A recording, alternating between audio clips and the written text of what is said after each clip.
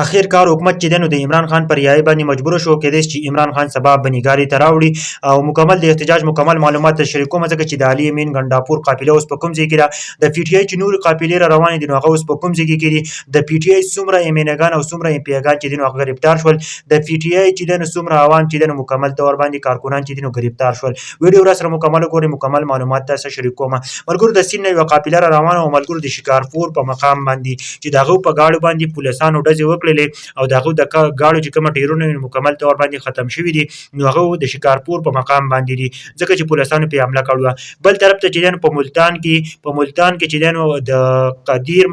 پور په مقام باندې وټلو چې هلته یو قافله و چې پای کې مشري زین قریشي او امیر ډوګر او ندیم قریشي دیو دغه مشري کوله او دیو چې ونه د قافله اسلام آباد ته تلله نو په دغه ټیم کې پولیس راغلي دي او زین قریشي امیر ډوګر او ندیم قریشي چې مکمل تور باندې دا گرفتار کړی دي د پی ټی آی چې دنو ډیر زیات عوام چې دنو هغه گرفتار شوی دی بل علي امین ګنداپور یو ورور دی چې عمر امین ملګرو چې هغه هم قافله روان ده ډیر اسماعیل خان نه لکی مروت او جنوبي وزیرستان چې دغه نه دی قافله روانه کړی ده بل طرف ته چې دنو علي امین ګنداپور او د بشرا بیبي په منځ کې څه خبري راغلی نو د پی ټی آی چې کومه لیډرشپ د مکمل تور باندې دغه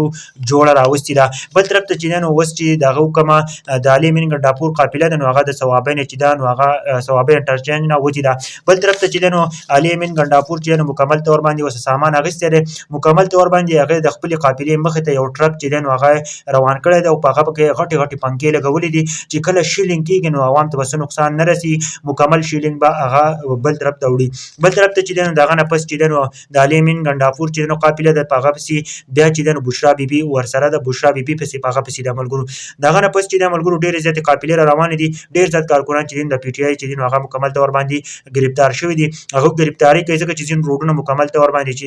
نو هغه کنيستي دي ملګرو جیلم په پول باندې مکمل تور باندې هغه بند کړی نو هغه کوشش کوي په کشتو کې چې نو هغه راپوري وځي او په موټر سایکل په کشتو کې دی هغه راپوري وځي حالات مکمل تور باندې بل شان دي بل طرف ته عمران خان د ریای خبره ځکه چې دا کومه قافله چې روان د علي امین ګنداپور نو دا د یو هفته نه مخکې نشي رسیدلی ځکه چې دا کوم مخلوق روان دی دا ډیر زیات په غټ تعداد کې روان دی بل طرف ته چې دا کنه نو پاکستان مکمل تور باندې بل طرف ته روان دی د بهر ملکونو یو کس راځي یو صدر راځي اسلام آباد ته نو اسلام آباد کې دی مکمل تور باندې کنټینر یې خو دي که بس دیو دا کنټینر لري کوي نو دغه ته چې دنو بیا پی ټی آی والا چې دنو زر رسي په 2 ورځې کې بورسي احتجاج دی نو بل طرف ته دیو کنټینر هم نشي